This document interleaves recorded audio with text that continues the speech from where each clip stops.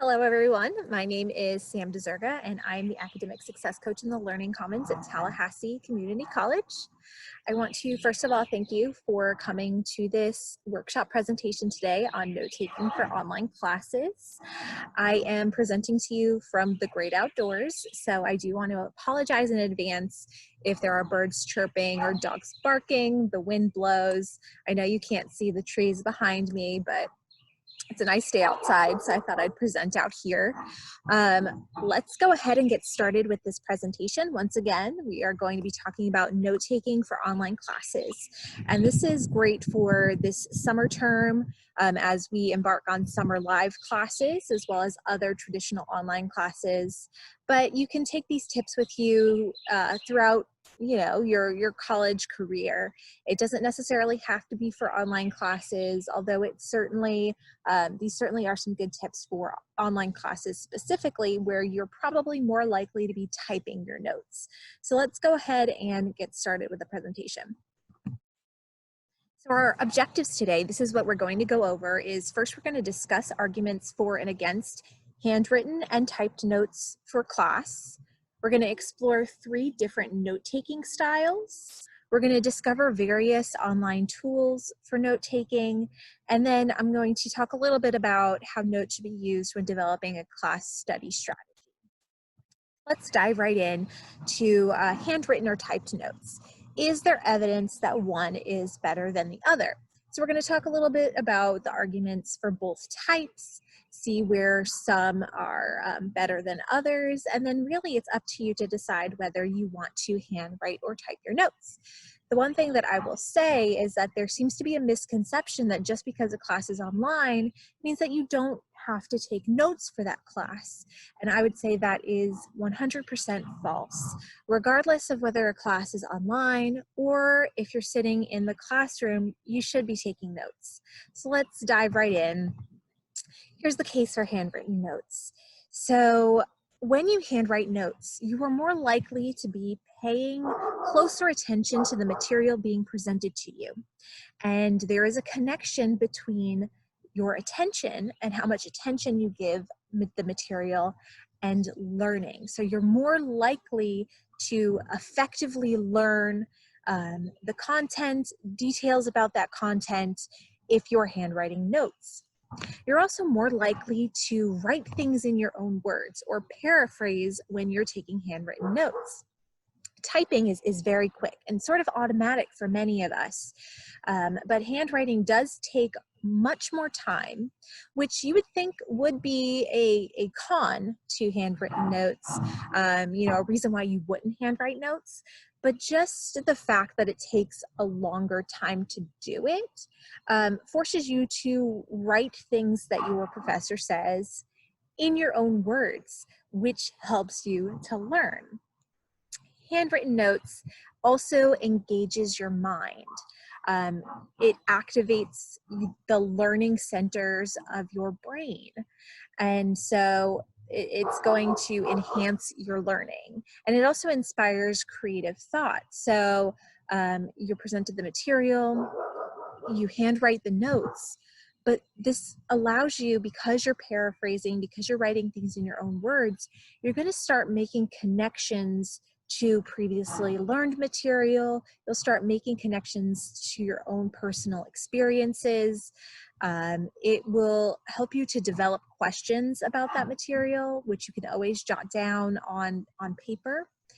And then it also allows you to be more creative with the type of notes that you're taking. So it might mean that you're able to draw a diagram or create a concept map, to jot down in the margins just any random thoughts that you're having. So it does allow you to get more creative with the type of notes that you are taking to suit your needs and your learning style. But what does research show? It shows that students with handwritten notes do perform significantly better on tests than students with typed notes. So it does show that handwriting notes does lead to higher learning outcomes and better performance, better grades on tests. But of course, there is a case for typed notes as well. So one is the convenience. You're already on the computer in order to go to class. And so it's convenient to just use that same tool in order to take your notes so that you don't have to have the screen and a notebook or a piece of paper, a pen available. It also helps with legibility. So many of us don't have the most legible handwriting. So typing, it allows you to select a clear font, and it's always going to be legible regardless of, how you type your notes. Shareability is also a big one. So it's a good idea, and it's a great study strategy to form a study group. And if you form a study group, you may want to share with your group some of the thoughts that you have on the class, on your notes. And so the ability to share with others and collaborate is also a really big pro of having typed notes. It's much easier to share. There's also ease of access. And so this can go a few ways. So you can always have your notes with you. So if you're using some of the online tools that I'm going to share with you later, then you can access your notes on the go. So if you are outside and you're just, say you're at a park, just sitting on a bench, and you've got some free time, it could be a great time to pull up your notes on your phone or tablet and have those notes with you and just read through them or review them. Those quick moments where you can just take your notes out and read through them. It's much easier to do that when it's on a computer, on the internet, something that you can pull up on your phone, than having to tag along a notebook or a piece of paper with you wherever you go. There's also the ease of being able to search your notes. So have you ever been in a situation where you know there is something that you wrote down in your notes on a certain topic, and you flip through your paper, you flip through your paper, you flip through your paper, and you know it's in there, but you're having a hard time finding it? Perhaps your handwritten notes aren't as well organized as typed notes can be. It's much easier to edit type notes. It's much easier to find exactly what you're looking for in type notes. And so there is that ease of just using those type notes in general. But a big thing with type notes is that it's much easier to get distracted just by, just by being on the computer. Even with an online class, it's much easier to get distracted. You're already on the internet. You're getting notifications, and it's much easier to sort of stray away from taking notes and sort of focusing your attention elsewhere. So do keep that in mind, that even though type notes have all of these benefits, there are still those distractions that may present themselves as you are typing your notes. Research shows that students with typed notes were able to take longer and more in-depth notes. However, this depended largely on either how fast or slow you type. So I talked a little bit about on the handwritten notes slide that it does take longer to handwrite your notes. And so you will often paraphrase or write things in your own words. With type notes, if you're a fast typer, it's sort of second nature to us to type. And so it's much easier to write down word for word. It's much easier for you to write down everything the professor says instead of relying on writing things in your own words. It really depends on the type of learning that you have to do for this class. If you have to sort of know, all of the main ideas, all of the themes, and you do have to take down everything the professor says, typing is going to be that faster route for you. Just know that longer notes does not necessarily mean better notes. So when it all comes down to it, you really have to ask yourself, are typed notes for you? I did mention that, it is going to be much simpler to type your notes for an online class, but you really have to decide whether it's something that you want to explore or not. So here are the top 3 tips for determining whether type notes are for you. One, you want to determine whether you are able to think as you type. I mentioned if you're a fast typer, typing is second nature to us.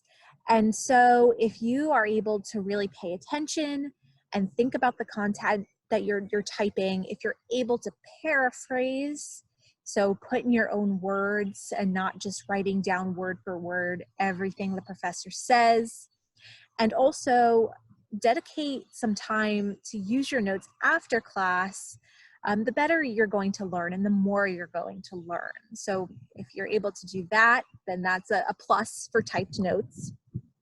Slowing down. So I said more does not always equal better notes. And so make sure that when you're typing down the notes that you are focusing your attention on key points, main ideas, and really good examples. You'll see some other note-taking methods that you can utilize with typed notes, and you'll see that these are really the areas that you want to focus on. And then number 3 is you do have to dedicate some time to studying. So what's more important than the way that you write your notes, so whether that's handwritten or typed notes, it's how you use those notes afterwards. So if you are simply writing your notes or typing your notes and that's it, then those are not going to be very useful to you anyway. You want to make sure that you're reviewing your notes once per week and practicing. So if you can dedicate yourself to those 3 things, thinking as you type, slowing down a little bit, and then studying, then I think typed notes might be for you. Let's go ahead and move on to 3 different note-taking styles. Of course, and I'll reiterate this again after we discuss the note-taking styles, these are just 3 different styles. There are many different note-taking styles out there. You sort of just have to find what works for you. It's also up to you whether you want to explore different note-taking styles this semester, especially as we are transitioning to different class formats. The first method we're going to talk about is the outline method, and you're probably very familiar with this one. It's just the traditional note-taking method where you have headers and subheaders and bullet points. It's kind of just like this slide here where you see the bullet points and then the title of the slide.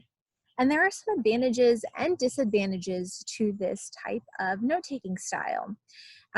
Advantages, it's when done right, can be very well organized and really help you to find exactly what you're looking for when you do go back into those notes. But the key here is that it has to be done right in order to be useful for you. And so that, in a way, is a disadvantage. It does require more time and more effort to organize these notes, but in the long run, it's worth it. The second note-taking style that we're going to talk about is called the Cornell method.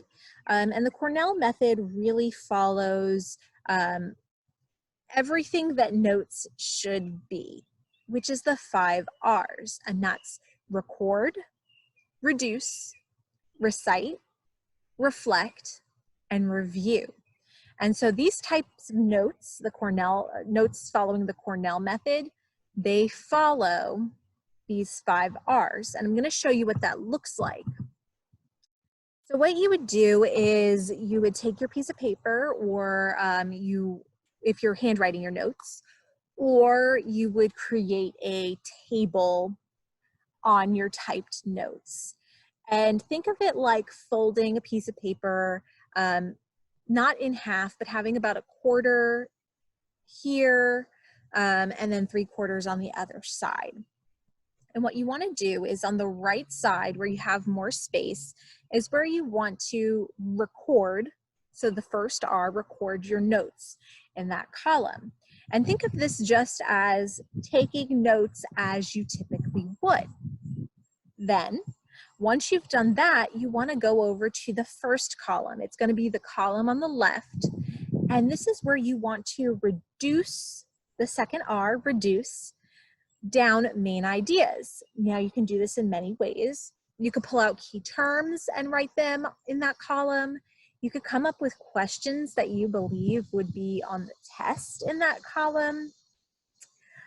You can write general themes, main ideas. You could pull all of those very important things out and put them in the first column where they correspond with the notes on the right.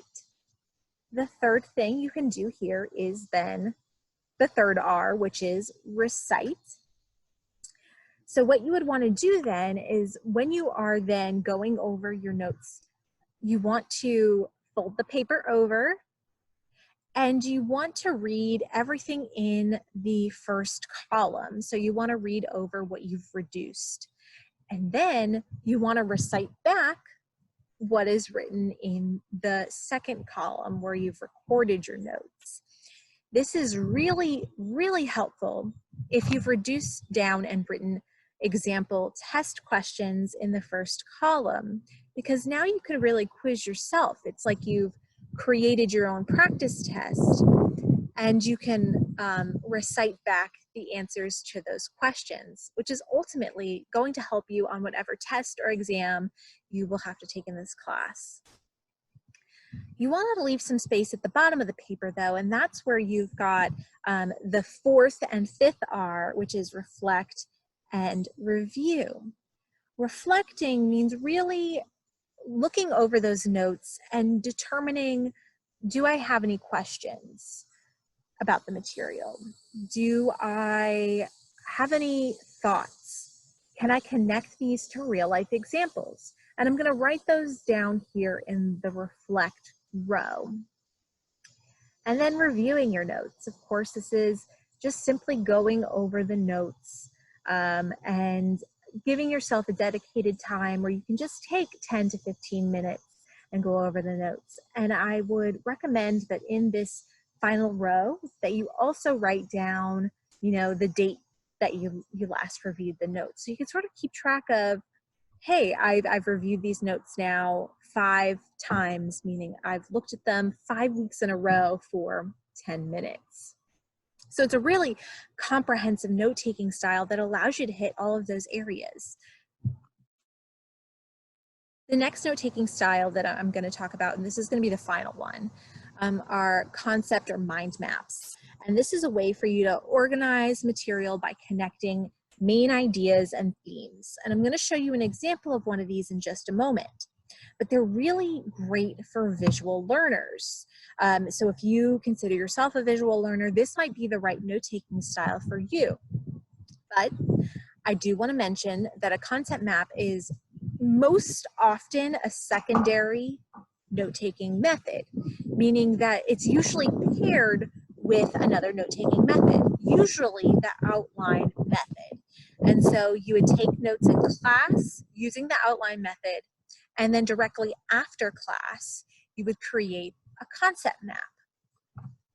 This is what they look like. It is, so we'll start at the top with the box. It says concept maps. And then you can see there are words with the connecting lines, and they connect with other boxes, main ideas and themes. So we can read this as concept maps consist of keywords in boxes, connected by linking phrases using arrows, defining relationships between concepts, ideas, and how they're connected. So that's really how you would read a concept map. You can use these for just about any subject there is. I've seen some really great ones for math concepts, so that might be something you want to explore. So once again, I said I was going to reiterate this. So these are just 3 different methods for note-taking, but there are so many more out there. So just explore the different methods and just find out which one is best for you.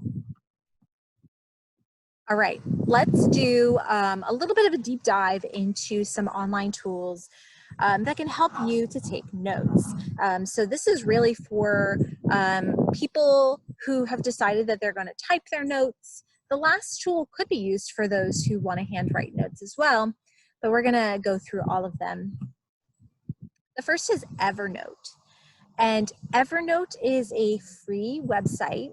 You would sign up for an account and you can type your notes. You can keep all of your notes together in notebooks. So you can have different notebooks for each of your classes and organize your notes by date, by subject. This text box is great for, say, the outline method. It would be very easy to do that here in Evernote. But Evernote also has different formats that you can use for your notes. So here's the lecture notes format. You can put in the topic, the course that you're taking, the date, who was speaking that day. And then this is sort of almost like a Cornell method that you see here. It's a table where you're able to write notes on the right corner or right column. And then you can write questions on the left column. So it does sort of call back to that Cornell method. Then you'll also find that Evernote has so many different templates for you to use for note-taking. And you'll notice that in the bottom left-hand corner here, you will find a proper Cornell Notes template for you to use. So this is very useful. The bottom row altogether, those are some great note-taking methods, just depending on the type of class you're taking and what, just whatever the needs of your class are. OneDrive, so this is another great digital tool for you to use, and you have access to this for free with your TCC student email account. So OneDrive is a cloud-based service where you can keep all of your documents in one space and access them from anywhere. All you need is access to your TCC email address. So you're able to create Microsoft Word documents. So as you can see here, this would be a great place for an outline method, although you can certainly use other sorts of methods here too. You can even create concept maps if you're using SmartArt. That is something that you can create in here as well, and also very useful for the Cornell method if you were to create a table. But you also, through OneDrive, have access to something called OneNote, which is very similar to Evernote in that you can create different notebooks, you can create different sections and different pages depending on the class you're taking. So you could always have like an English notebook or a math notebook so that your notes can be organized all in one place, organized by subject, and it's much easier to refer back to that way. The last digital tool I want to talk about is called Diigo. And this is not necessarily a primary note-taking tool. So this isn't a tool where you can just type in your notes and have them organized somewhere, but it is a tool that can help you to then write your notes. So let's say that you are, for your online class, that you are required to read through different websites or PDFs or an online textbook. Diigo is a tool that you can download to your browser. So say you're using Google Chrome, you can download it to Google Chrome, and you can very easily bookmark all of these materials that you're using. So say you've got different PDFs or websites that you have to go to, you can bookmark them all so that you can very easily get back to them later. You can also highlight. So this is something that you may not be able to do usually on a website or a PDF, is that you can highlight any important areas. You can also add sticky notes so that you can just take very quick notes. And then you'll be able to go back to whatever tool you're using to take notes and to refer back to those highlights, refer back to those sticky notes, and take really great notes on these reading materials. All right, here is our final section, and it's the now what. So how should you be utilizing your notes after class? Because as I mentioned, notes are great to have and great to take during class. But if you just file them away and never get back to them again, then there was no point in taking them in the first place. And so I want to encourage you to review your notes often. So you need to read through your notes at least once a week, just as a quick refresher of what you learned during that class. And this should really take no longer than 15 minutes to do. All you want to do is go through them, read through them, and just try to recall what you've learned. Then you have to pair your notes with a study strategy. So reading over your notes is not a study strategy. Reading over your notes is simply just that, reading over your notes. And so you may want to consider pairing that with some other study strategies, such as note cards or forming a study group, which is completely still an option for you in online classes. Digital study groups are a great idea. And it's a great idea, especially now that we are social distancing, so that you can have those interactions with other students in your class.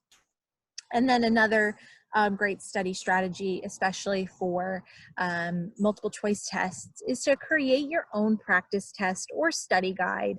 These are sometimes distributed by your professor, but if not, you can always create them as well.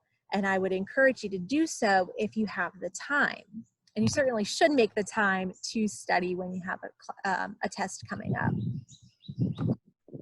So I want to thank you very much for attending this workshop here. If you do have any questions, whether it is on the slides that were presented today, if you have any questions about online learning, the Learning Commons, or academic success coaching, please feel free to give me a call at the number on the screen here, or you can always send me an email as well at the email address listed. Thank you again.